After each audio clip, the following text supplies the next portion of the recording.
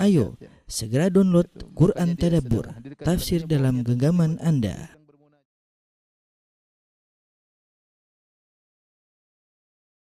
Bismillahirrahmanirrahim. Assalamualaikum warahmatullahi wabarakatuh. Alhamdulillahi ala ihsanih wa syukru lahu ala taufiqihi wa amtinanih. Asyhadu an la ilaha illallah wahdahu la syarika lahu ta'ziman li sya'nih. Wa asyhadu anna suaranya termute Ustaz. Mohon maaf. Assalamualaikum warahmatullahi wabarakatuh. Waalaikumsalam. Alhamdulillahi ala ihsanih wa syukru lahu ala taufiqihi wa amtinanih. Wa asyhadu an la ilaha illallah wahdahu la syarika lahu ta'ziman li sya'nih. Wa asyhadu anna Muhammadan abduhu wa rasuluhu da'ila ridwanih. Allahumma salli alaihi wa ala alihi wa ashabihi wa ikhwanih. Para ikhwan dan akhwat Bapak dan Ibu yang dirahmati Allah Subhanahu wa taala, pada kesempatan kali ini kita akan melanjutkan pembahasan kita tentang tafsir surat Asy-Syarah, yaitu surat Asy-Syarah atau disebut dengan surat Al-Insyirah, yaitu surat Alam Nashrah Laka Sadrak. Dan ini adalah kelanjutan daripada surat Ad-Duha yang surat Ad-Duha berbicara tentang kenikmatan zahir, ya, seperti Nabi sallallahu alaihi wasallam, alam yajidika yatiman fa'awa, yang tadinya yatim kemudian Allah Subhanahu wa taala memberikan naungan, ya, dinaungi oleh kakeknya, kemudian pamannya, ya. Kemudian wajadaka dhalam fahada wajadaka ailam faaghna, ya. Allah mendapati engkau dalam kondisi miskin, sulit, maka Allah memenuhi keperluanmu, menjadi kau berkecukupan. Itu adalah nikmat-nikmat zahir, ya. Adapun alam nashrah atau surat Asy-Syarah fokus pada kenikmatan maknawi, yaitu berkaitan dengan psikologi Nabi sallallahu alaihi wasallam. Taib. Jadi sampai-sampai sebagian ada yang menganggap bahwasanya surat Ad-Duha, ya, berkelanjutan dengan surat Asy-Syarah, ya. Berkelanjutan dengan surat Asy-Syarah, ya. Bahkan sebenarnya menganggap satu surat. Kenapa? Karena topiknya sama-sama tentang nikmat yang Allah berikan kepada Nabi sallallahu alaihi wasallam. Hanya saja surat Ad-Duha nikmat yang zahir, adapun surat Asy-Syarah nikmat yang batin. Baik, kita bahas insyaallah. Allah Subhanahu wa taala berfirman, ya, alam nashrah laka sadrak, ya. Bukankah kami telah melapangkan dadamu, ya.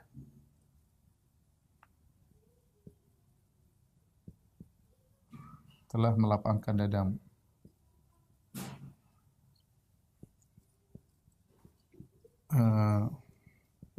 Ini di antara nikmat yang pertama yang Allah berikan kepada Nabi dalam ayat inilah melapangkan dada. Ya, insyirahu sadar, ya, insyirahu as-sadar, ya.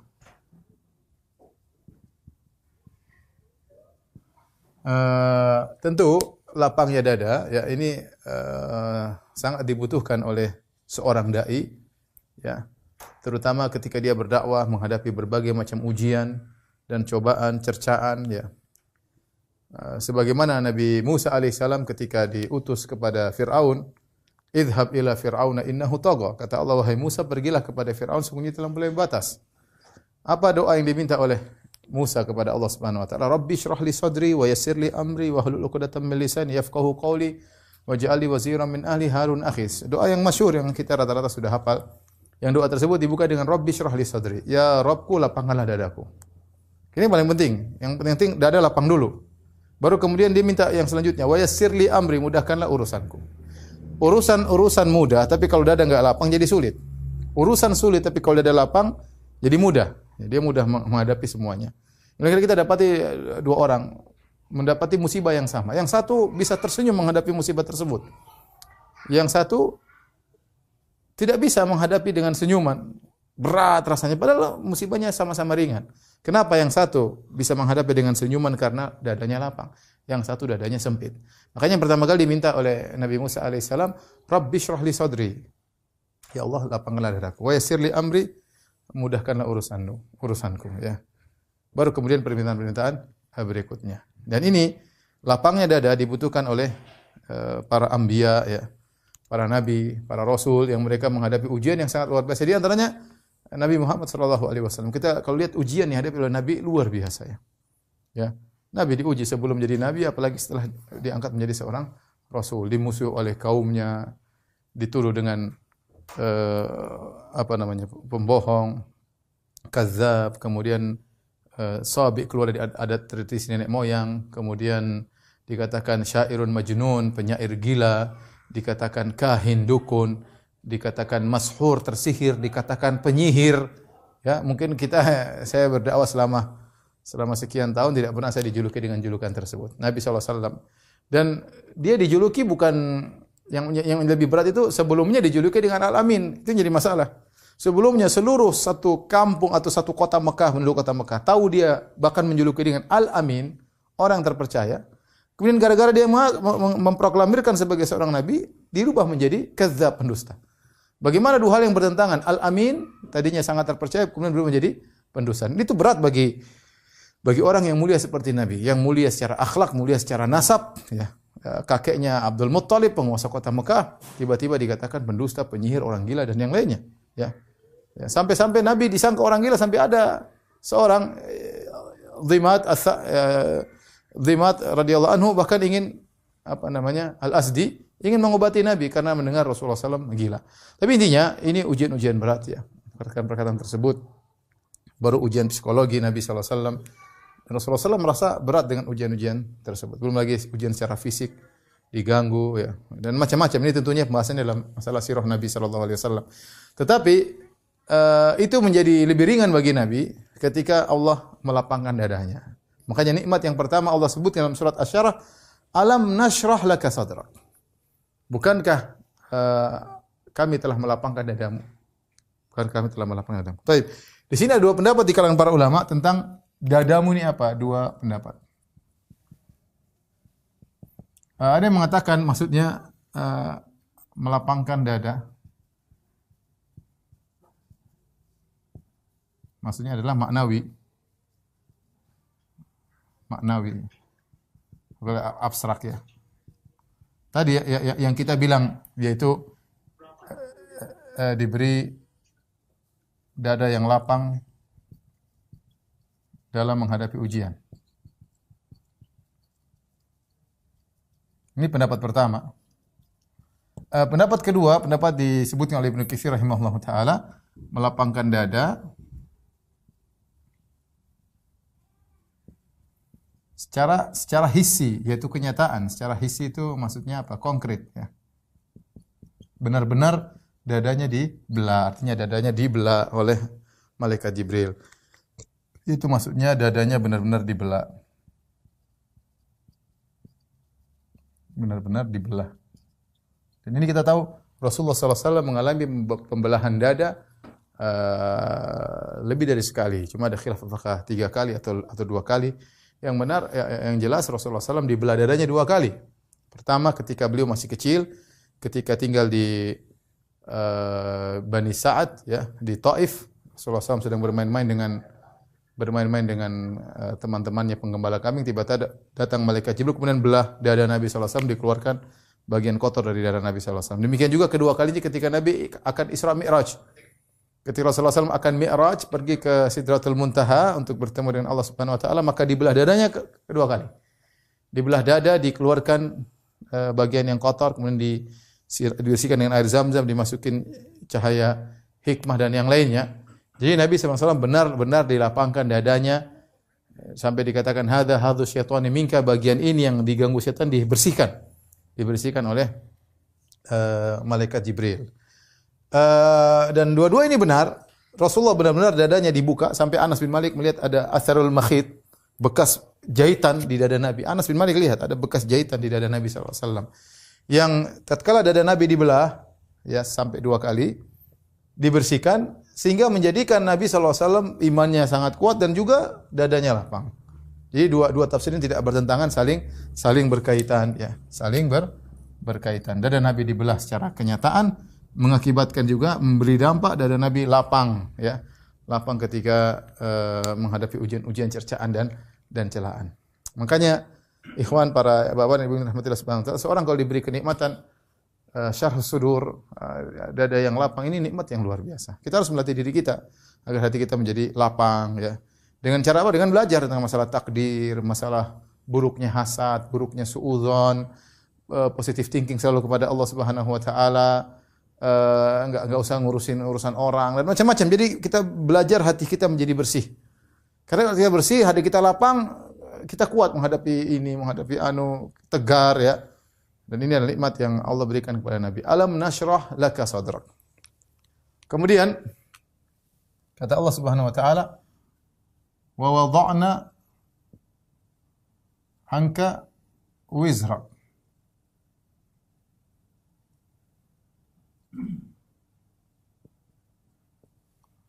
Wa wada'na anka wizrak. Dan kami angkat bebanmu ya. Dan kami telah angkat beban dari bebanmu.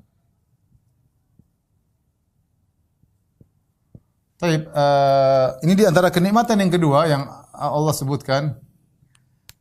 Wa wada'na anka wizrak, ya, timbul pertanyaan, apa yang dimaksud dengan wizrak di sini? Al-wizr, ya. Al-wizr. Al-wizr dalam syariat, dalam Al-Qur'an sering disebut wizr, maksudnya dosa, ya. Maksudnya adalah liyahmilu auzarahum kamilatan yaumal qiyamah, agar mereka memikul dosa-dosa mereka pada hari kiamat. Jadi al-wizr wala taziru waziratu wizru ukhra. Al-wizr itu sering di dalam syariat disebut dengan dosa. Jadi timbul pertanyaan, apakah Nabi punya dosa? Karena al-wizr, ya, ini artinya dosa secara bahasa, ya. Wizr ini secara bahasa artinya dosa, ya. Baik, dari sini ada khilaf di kalangan apa yang dimaksud dengan wizr di sini? Khilaf di antara para ahli tafsir. Tiga pendapat. Pendapat pertama, yang dimaksud adalah dosa umatnya. Dosa umatnya. Jadi Rasulullah SAW begitu sayang kepada umatnya, ketika umatnya berdosa, Rasulullah merasa berat. Makanya Allah berfirman dalam Al-Quran, "Laqad ja'akum rasulun min anfusikum, azizun 'alaihi ma 'anittum, harisun 'alaikum bil mu'minina raufur rahim." Di akhir surat At-Taubah. Kata Allah, sungguh telah datang kepada kalian seorang rasul, azizun 'alaihi ma 'anittum, dia merasa berat dengan apa yang kalian rasakan. Jadi Nabi saking harisun 'alaikum, sangat semangat agar kalian mendapatkan hidayah, bil mu'minina raufur rahim, dan sangat sayang kepada kaum mukminin. Sehingga begitu sayangnya beliau kepada umatnya, dosa-dosa umatnya terasa berat bagi Nabi sallallahu alaihi wasallam. Sehingga pendapat mengatakan wa wada'na anka wizrak, ya. Alam nashrah laka sadrak wa wada'na anka wizrak. Kami telah angkat bebanmu, maksudnya dosa umatnya yang dirasa berat oleh Rasulullah sallallahu alaihi wasallam. Ya. Oleh Nabi sallallahu alaihi wasallam karena begitu sayangnya kepada umatnya.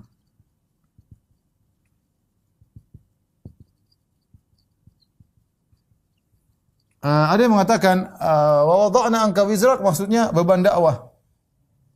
Beban dakwah. Karena beban dihadapi oleh Nabi SAW sangat berat. Tadi saya sudah sebutkan. Sejak Allah mengatakan, ya ayyuhal muddathir kum fa'anzir. Kum fa'anzir. Wahai orang yang berselimut, bangun dan beri peringatan. Sebagian ulama mengatakan Nabi tidak pernah istirahat. Terus dari satu kegiatan, dari dakwah ke satu kepada yang lainnya. Terus sampai meninggal dunia. Terus. Tidak pernah berhenti. Ya, Nabi santai-santai enggak ada. Terus tugas tidak berhenti-berhenti. Musuh di mana-mana, orang munafik, orang musyrikin, orang Yahudi. Ya, terus. Ya. Nabi tidak pernah berhenti. Beban dakwah itu berat, tapi Allah ringankan. Seandainya bukan Nabi yang menjalankan, tidak mampu menjalankan beban tersebut. Jadi beban dakwah diangkat oleh Allah, diringankan oleh Allah. Ya.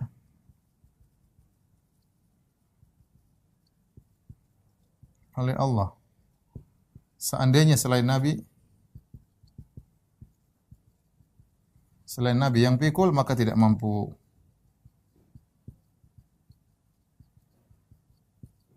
Karena beban dakwah Nabi sangat-sangatlah berat. Kemudian pendapat yang ketiga yang dimaksud adalah dosa Nabi. Dosa Nabi SAW, bukan dosa umatnya. Ya. Timbul pertanyaan, apakah Nabi berdosa?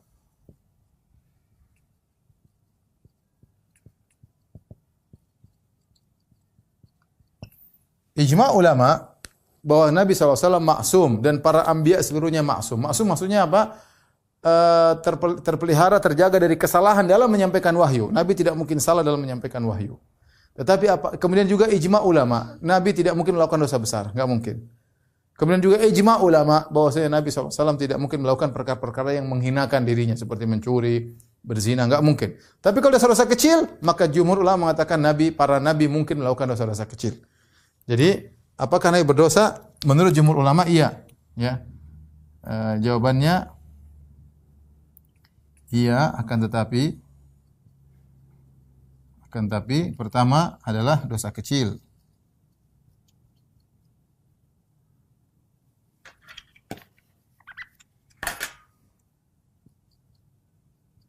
Yang kedua, kecil bukan dosa besar.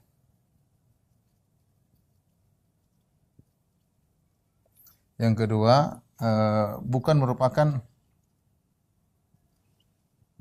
perkara yang merendahkan, seperti bohong, berdusta, seperti bohong, mencuri dan yang lain-lainnya ya, yang menghinakan harkat martabat. Yang ketiga, tidak berkaitan dengan wahyu. Tidak berkaitan dengan wahyu. Jadi yang dimaksud wa wada'na anka wizrak, yaitu kami ampuni dosa-dosamu. Karena Nabi SAW berdosa, ya, pernah. Dan ini sama seperti firman Allah Subhanahu wa taala. Ini sama dengan firman Allah Subhanahu wa taala dalam surat Al-Fatah, inna fatahna laka fathan mubina liyaghfira laka Allah ma taqaddama min dhanbika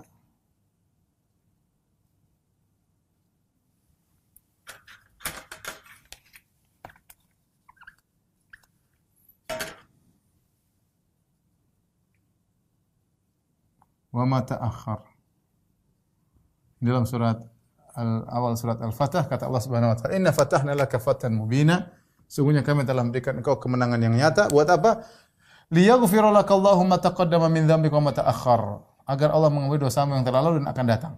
Agar Allah mengampuni dosamu yang akan datang. Sama dengan wada'na anka wizrak, yaitu kami telah angkat bebanmu, kami telah angkat dosamu, kau diampuni.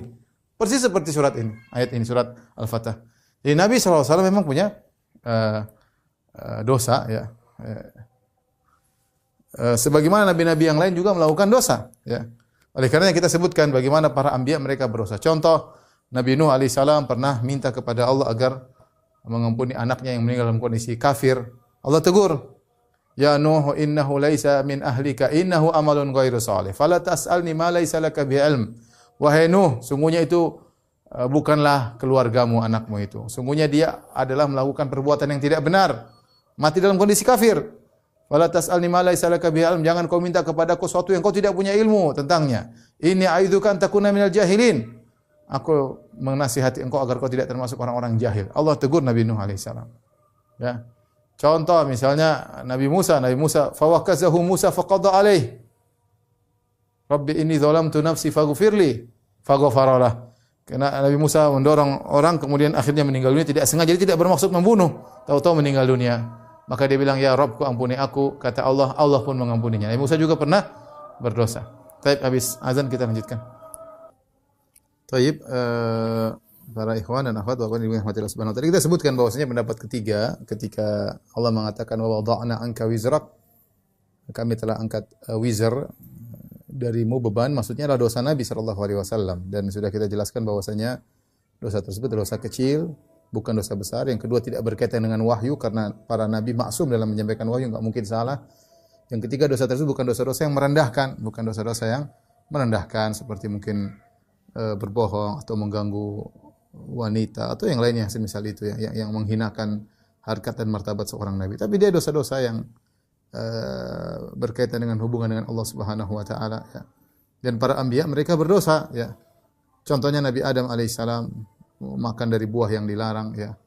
Maka dia pun berdoa, "Rabbana zalamna anfusana wa illam taghfir lana." Ya Allah, kami telah berbuat zalim kepada diri kami, dia dan Hawa. Ampunilah kami. Kalau kau tidak mengampuni kami, maka termasuk orang yang merugi. Ya. Nabi Adam bersalah, Nabi Nuh tadi kita sebutkan dia bersalah ketika meminta agar Allah maafkan putranya. Kemudian juga Nabi Musa alaihissalam, ya, ketika dia memukul atau mendorong seorang, fawakazahu Musa faqada alaih. Nabi Musa mendorongnya, kemudian meninggal dunia. Nabi Musa tidak bermaksud membunuh orang ini, tapi qadarullah saking kuatnya maka orang itu meninggal. Ya, kemudian dia berkata, qala hadza min amali syaitan, ini adalah perbuatan syaitan, innahu aduwwun mudhillun mubin. Sungguhnya syaitan adalah musuh yang menyesatkan yang nyata. Qala rabbi inni dzalamtu nafsi. Dia mengatakan, ya Rabbku, sungguhnya aku telah menzalimi diriku, faghfirli, ampunilah aku. Kata Allah, faghfaralah. Allah ampuni. Berarti Nabi Musa juga pernah berdosa. Oleh karena ketika orang-orang minta syafaat di hari kiamat kepada Nabi Musa mengatakan, saya tidak bisa kasih syafaat. Inni qad qataltu nafsan lam umar bi qatliha. Aku telah membunuh jiwa yang aku tidak diperintahkan untuk membunuhnya. Ya, demikian juga Nabi Daud alaihissalam juga pernah salah ketika dia memutuskan suatu hukum padahal belum mendengar dari dua belah pihak. Allah berfirman, wa dhanna Dawudu annama fatannahu fastaghfara rabbahu. Ya, Daud mengerti bahwasanya kami telah mengujinya, maka dia pun mohon ampun kepada Rabb-Nya. Demikian Nabi SAW dalam beberapa ayat Nabi SAW, ya, Nabi keturunan Nabi Adam. Kata Nabi SAW, kullu bani Adam khata. Nabi Adam bersalah, wa kullu bani Adam khata, dan seluruh anak Adam bersalah. Wa khairul khata'ina tawwabun, dan sebaik-baik yang bersalah adalah yang bertobat. Dan Nabi Muhammad SAW termasuk anak Adam. Makanya Allah pernah tegur Nabi dalam Al-Quran, misalnya, ya ayuhan nabi lima tuharrimu ma ahallallahu lak. Wahai Nabi, kenapa kau mengharamkan apa yang Allah halalkan bagimu? Ketika Nabi mengharamkan madu, ya, padahal karena untuk mencari keridhaan istrinya.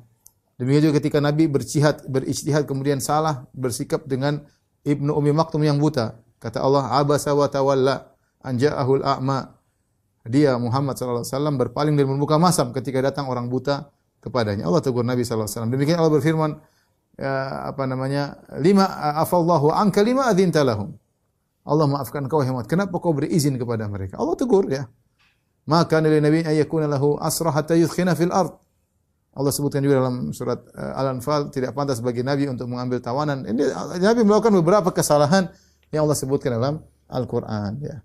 Sehingga ketika Allah mengatakan, wa wada'na anka wizrak, untuk mengangkat bebanmu, maksudnya untuk menghilangkan dosa-dosamu, artinya Allah memaafkan dosa-dosa Nabi. Dan itu sama persis seperti dalam surat Al-Fatah tadi, liyaghfira lakallahu ma taqaddama min dzambik wa ma ta'akhkhar, agar Allah mengampuni dosa-dosa yang telah lalu dan akan datang. Apa hikmah Nabi berdosa? Ya. Agar Nabi mencontohkan bagaimana seorang bertobat kepada Allah Subhanahu wa taala. Di antara doa Nabi misalnya, Nabi berdoa, Rabbi ghfirli khati'ati, ya Allah ampunilah kesalahanku, wa jahli, dan kejahilanku, wa israfi fi amri kulli, dan sikap berlebihanku pada urusanku, wa ma anta a'lamu bihi minni, dan juga dosa-dosa yang kau lebih tahu daripada aku. Allah maghfirli khataaya, ya Allah ampunilah dosa-dosaku. Wa amdi wa jahli, dosa-dosa yang karena aku sengaja, dosa karena ketidaktahuanku, wa hazli, dosa karena candaanku, wa kullu dzalika indi, dan semua itu ada pada diriku. Allah maghfir lima qaddamtu wa ma akhartu, ya Allah ampunilah aku dosa yang telah lalu, wa ma akhartu yang akan datang, wa ma asrartu wa ma alantu, apa yang aku sembunyikan, apa yang aku tampakkan. Antal muqaddimu antal muakhiru wa anta ala kulli syai'in qadir. Engkau yang memutuskan, engkau yang memajukan, engkau yang mundurkan, dan engkau Maha Kuasa atas segala sesuatu. Jadi yang benar pendapat ketiga, bahwasanya yang diampuni atau dihilangkan bebannya oleh Allah dari Nabi adalah dosanya. Tapi inilah tadi khilaf di kalangan para ulama, ya. Wada'na anka wizrak. Kemudian alladzi anqadha dhahrak. Selanjutnya kata Allah, alladzi anqadha dhahrak. Ya. Apa artinya? Yang telah memberatkan punggungmu, ya, yang telah memberatkan punggung.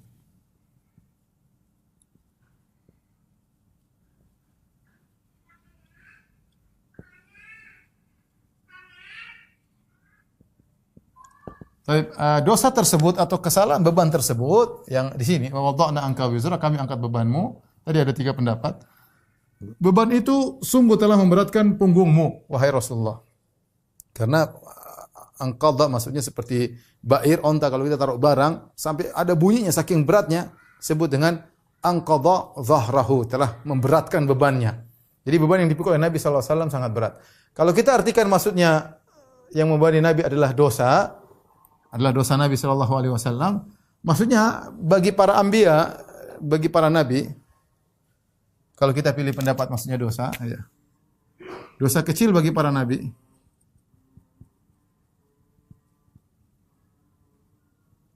Sangat berat, sangat memberatkan. Meskipun dosa kecil, mereka tidak pernah meremehkan dosa. Makanya kata Ibnu Mas'ud, innal mu'min yara dzunubahu ka'annahu qa'idun tahta jabal yakhafu an yaqa' alaihi. Sungguhnya seorang mukmin memandang dosa yang dilakukan seperti dia duduk di bawah sebuah gunung yang akan menimpanya. Wa innal munafiq yara dzunubahu kadzubabin marra ala anfi fa yaqul bi yadi hakadha. Adapun orang munafik dia melihat dosanya seperti lalat yang lewat kemudian dia tinggal tepis begini saja, tidak peduli. Ya. Kata Nabi, inni akhafu in asaitu rabbi adzab yaumin adzim. Aku takut kalau bermaksiat kepada Allah dengan adab yang pedih. Para nabi meskipun dosa kecil dianggap berat. Karenanya ketika manusia minta syafaat pada hari kiamat kelak, apa yang terjadi? Para anbiya menyebutkan dosa-dosa yang membuat mereka tidak berani memberi syafaat. Seperti Nabi Ibrahim. Inni qad kadzabtu thalatha kadzabat. Aku telah berusaha 3 kali. Nabi Ibrahim sehingga tidak mau kasih. Padahal kalau kita 3 dusta ini semuanya dusta karena Allah. Bukan karena untuk kepentingan pribadinya, semuanya untuk dakwah. Semuanya untuk dakwah, ya. Ketika yang pertama ditanya dosanya apa, bohongnya apa? Ketika ditanya siapa yang hancurkan patung-patung? Kata dia bal fa'alahu kabirum hadza fas'aluhum in kanu yantiqun. Yang hancurin ini yang gede, patung yang gede. Kalau enggak percaya tanya mereka kalau mereka bisa ngomong. Yang kedua ketika dia diajak untuk menyembah berhala-berhala dia mengatakan inni saqim. Sungguhnya saya sakit, padahal dia tidak sakit. Nabi Ibrahim maksudnya sakit hati melihat mereka melakukan kesyirikan. Yang ketiga ketika istrinya mau diambil oleh raja untuk dizinai, dia mengatakan hadhi ukhti, ini adalah saudariku, saudari sesama agama. Ya, ini semua dusta yang bukan, ini cuma tauriah, bukan dusta yang benar-benar dusta tapi maknanya benar, ya. Ya, cuma disalahpahami oleh yang mendengar dan di semuanya karena Allah. Itu pun berat bagi Nabi Ibrahim alaihissalam. Artinya kalau kita menjadi orang soleh harusnya semua dosa membuat kita gelisah. Tetapi karena kita sering berdosa, sehingga hal-hal dosa-dosa tersebut kita anggap sepele. Sebagian orang mungkin sekali dusta gelisah, 2 kali dusta gelisah. Lama-lama dusta biasa, distempel oleh Allah jadi seorang pendusta. Seorang mungkin sekali melihat aurat wanita dia merasa, waduh dosa. 2 kali, 3 kali, 100 kali udah biasa dia, seakan-akan bukan dosa lagi. Ya, tidak membani bebannya. Maka di antara tafsiran alladzi anqadha dhahrak, itu yang dosa tersebut wahai Rasulullah telah membani bebanmu, ya. Kemudian setelah itu Allah Subhanahu wa taala berfirman, "Wa rafa'na laka dzikrak."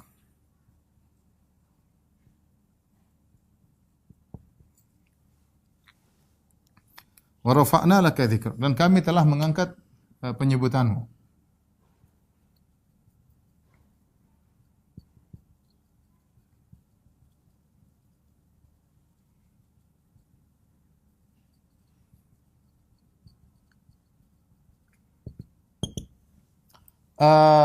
Di antara keistimewaan Nabi sallallahu alaihi wasallam, Nabi dzikruhu marfu'. Rasulullah SAW itu penyebutannya selalu diangkat, ya.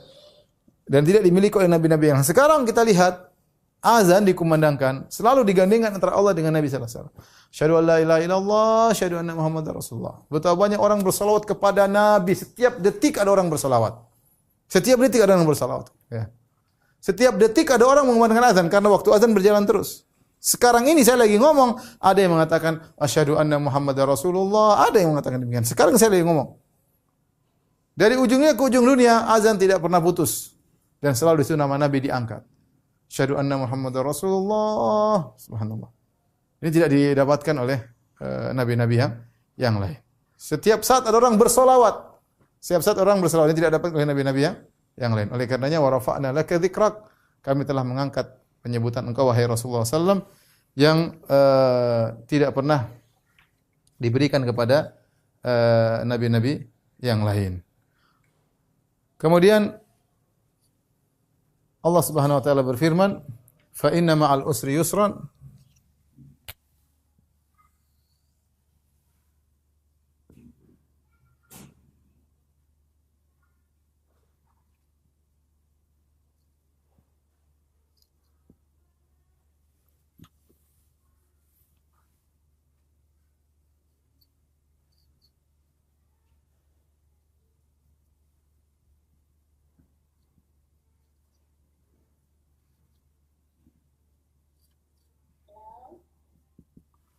Kata Allah Subhanahu wa taala, sungguhnya bersama kesulitan ada kemudahan.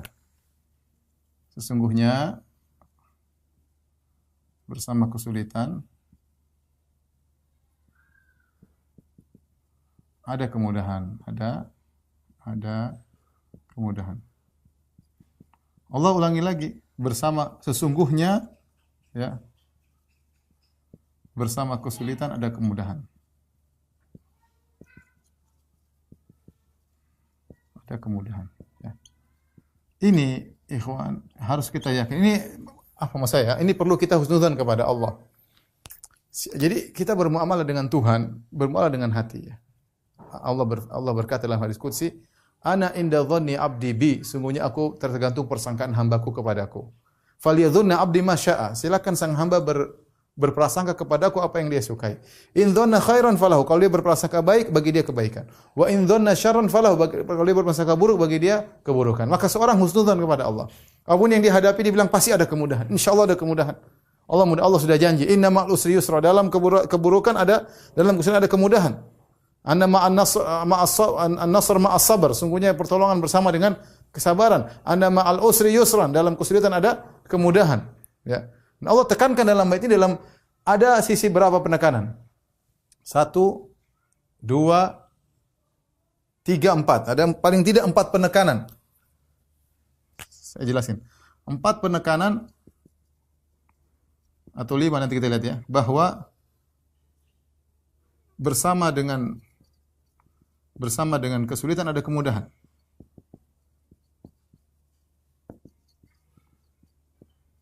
Perhatikan. Penekanan tersebut yang pertama, Allah buka dengan inna. Allah buka dengan inna. Dan inna itu artinya sesungguhnya. Yang artinya sama dengan sesungguhnya. Penekanan pertama. Penekanan yang kedua, Allah ulangi ayat tersebut. Allah ulangi ayat tersebut. Inna ma'al usri yusra, inna ma'al usri yusra. Dan di antara bentuk penekanan dengan mengulang-ulang. Mengulang 2 kali berarti penekanan. Kemudian yang ketiga, ya, Allah menyebutkan al-usr sekali, Allah sebutkan. Berarti ada 5 kali nih. Al-usr, kesulitan, sekali. Hanya sekali. Sementara yusran, kemudahan 2 kali. Kemudahan Allah sebut 2 kali. Kenapa bisa demikian? Ini mungkin yang perlu belajar, yang ngerti bahasa Arab. Jadi ketika Allah mengatakan inna ma'al usri yusra, ini namanya alif lam al-ahdiyah. Alif lam al-ahdiyah. Kalau kita artikan dalam bahasa Indonesia, sungguhnya bersama dengan kesulitan tersebut, ada kata tersebut. Kalau kita artikan, sungguhnya bersama kesulitan tersebut ada kemudahan. Ini kemudahan. Di sini kemudahan datang dalam nakirah. Jadi dia bukan kemudahan tersebut, tapi bersama dengan kesulitan tersebut ada kemudahan. Ketika Allah ulang lagi, sungguhnya bersama dengan kesulitan ini sama dengan ini. Ini sama saja, nggak ada bedanya. Ayat sebelumnya pertama ini sama-sama kesulitan tersebut. Adapun ini tidak sama. Ini tidak sama. Kemudahan ini tidak sama dengan kemudahan ini.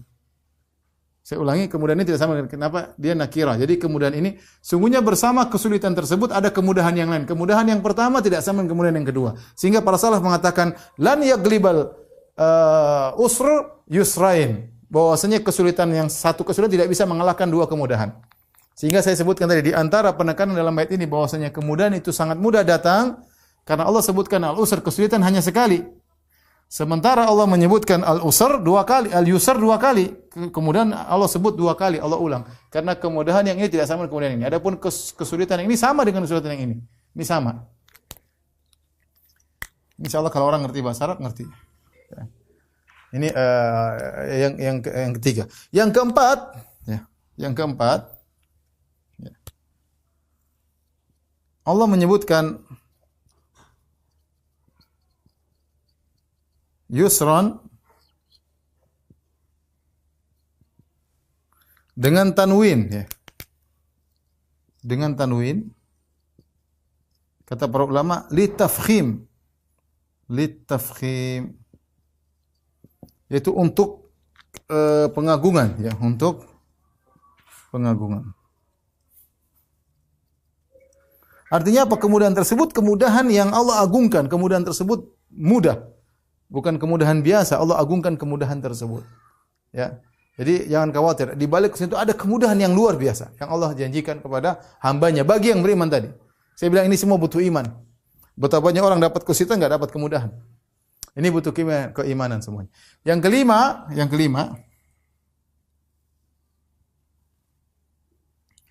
Allah gandengkan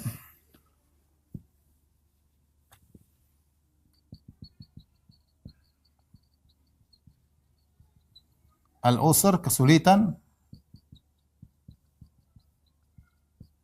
dengan al-yusr, kemudahan, dengan kata gandeng ma'a.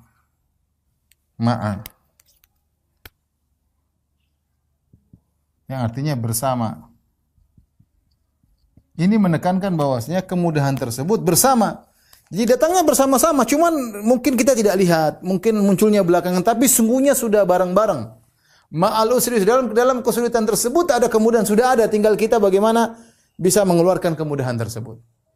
Ya, jadi ada 5 penekanannya. Ya. Jadi ini semua membuat kita husnudzon kepada Allah Subhanahu wa taala, bahwasanya di balik kesulitan ada kemudahan. Terutama kita butuhkan di masa pandemi sekarang ini. Taib, tolong dihapus.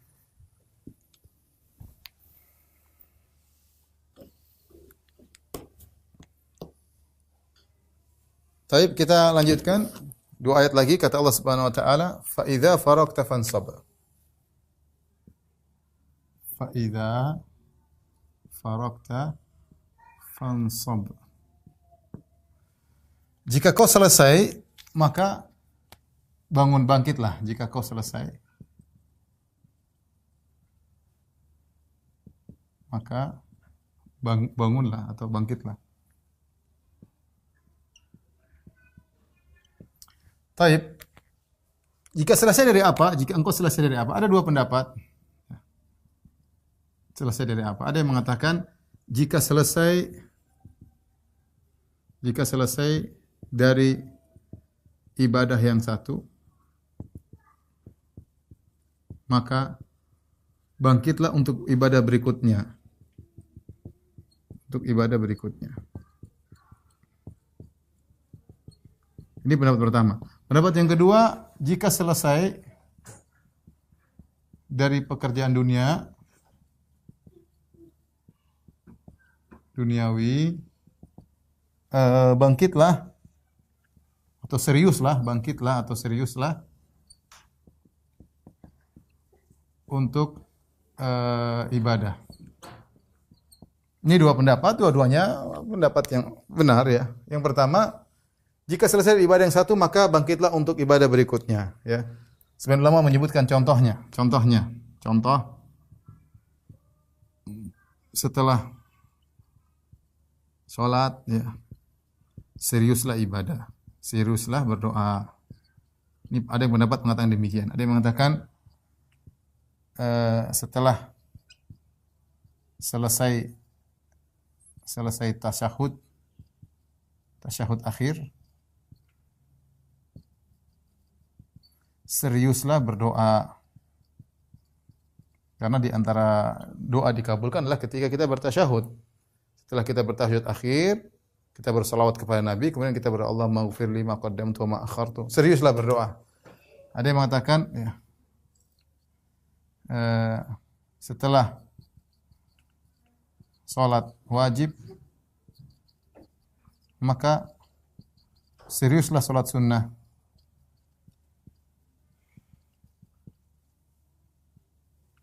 Ada juga yang mengatakan maknanya jika selesai dakwah, maka bangkitlah berjihad.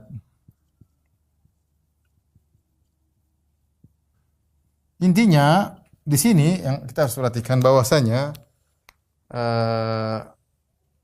kita berpindah dari satu ibadah kepada ibadah yang lainnya. Kalau sudah selesai ini ibadah berikutnya, sudah selesai ibadah berikutnya. Jangan begitu ibadah kemudian malas, enggak. Bisa istirahat sebentar, bangkit lagi kepada ibadah yang berikutnya. Ini tafsiran yang pertama. Tafsiran kedua, maksudnya jika selesai dari pekerjaan duniawimu, bangkitlah untuk urusan ibadahmu. Allah berfirman, "Wabtaghi fima ataqallahu ad-daral akhirata wa la tansa nasibaka minad dunya." Carilah dari apa yang Allah berikan kepada engkau, carilah hari akhirat. Jangan lupa dengan duniamu. Artinya, yang fokus utama akhirat. Dunia ya hanya sebagai perantara untuk kita fokus ke akhirat. Maka ini isyarat bahwasanya serius bukan cuma urusan dunia. Sebagaimana kebanyakan orang, kalau untuk urusan dunia serius, tapi untuk akhirat tidak. Tapi akhirat juga harus serius. Justru yang paling penting akhirat diserius. Harus lebih serius. Nah, kita serius dengan dunia, oke, bagus. Kita dunia serius dunia, akhirat juga serius. Tapi dunia mau kita tinggalkan. Salah kalau kita akhirat seadanya, dunia serius. Ini salah. Kalau kita bisa balik dunia seadanya, akhirat serius, yang penting. Yang penting kita yang penting kita bisa hidup, kita jangan keteteran, jangan terlantarkan anak-anak istri. Ya. Karena Allah berfirman, "Wabtaghi fima ataqallahu daral akhirat." Carilah dari harta yang Allah berikan kepada engkau akhirat. Tapi jangan lupa wala tansa nasibaka minad dunya. Jangan lupa bagian dari dunia. Maksud saya minimal kalau Anda serius di dunia, serius juga masalah akhirat ya. Kerja, waktunya ngaji, waktunya baca Quran serius. Ya. Seperti itu. Waktu baca medsos serius, waktu pengajian enggak serius. Ya jangan. Kita nih dunia mau kita tinggalkan, ya. Maka seriuslah pada apa yang kita tuh menuju kepadanya. Dua-duanya kita serius. Makanya fa idza faragta, kalau selesai urusan dunia, bagaimana kau serius? Fansab, maka seriuslah untuk urusan akhiratmu juga. Ayat terakhir. Wa ila rabbika farghab. Dan hanya kepada Rabbmu lah engkau berharap. Dan hanya kepada Rabbmu lah berharaplah ya. Di sini wa ila rabbika ini didahulukan. Asalnya farghab ila rabbik, asalnya farghab ila rabbik, berharaplah kepada Tuhanmu.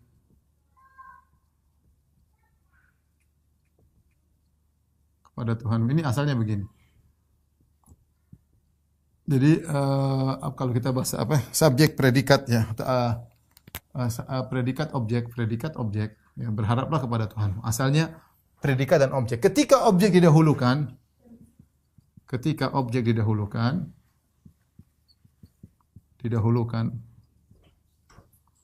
daripada predikat, maka memberikan faedah al-hasar, memberikan faedah pembatasan. Makanya saya artikan dan hanya, saya ada kata tambah hanya. Padahal secara bahasa itu kepada Rabbmu lah kau berharap. Tetapi kenapa saya ada tambahannya? Karena di sini objek yang harusnya dalam urutan kata, urutan kalimat dia yang terakhir ternyata dimajukan, dan ini dalam bahasa Arab memberikan faedah pembatasan. Sehingga artinya dan hanya kepada Rabbmu lah berharaplah. Jangan berharap kepada selain Allah. Sehingga jangan berharap kepada selain Allah.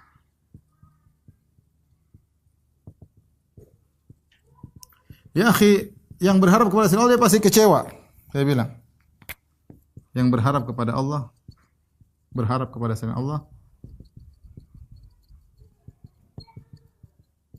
sungguh dia hanya berharap kepada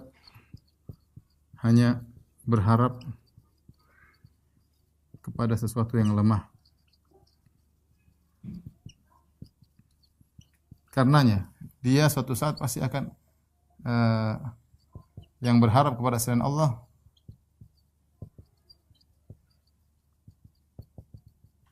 suatu saat akan kecewa.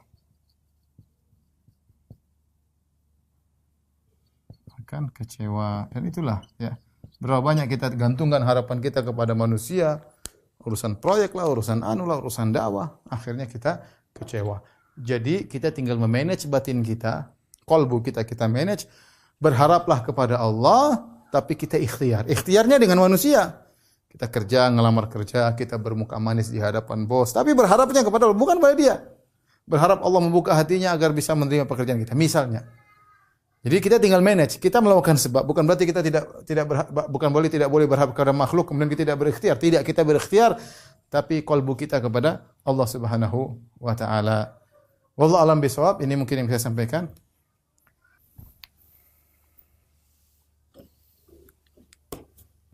Baik.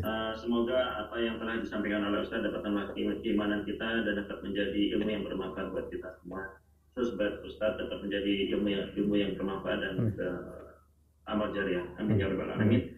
Sebelum kita akhiri pengajian ini, mari kita baca doa kafaratul majelis. Subhanallah wa bihamdika, asyhadu an la ilaha illa anta, astaghfiruka wa atubu ilaik. Jazakallahu khairan katsiran Ustaz. Assalamualaikum warahmatullahi wabarakatuh. Waalaikumsalam. Waalaikumsalam.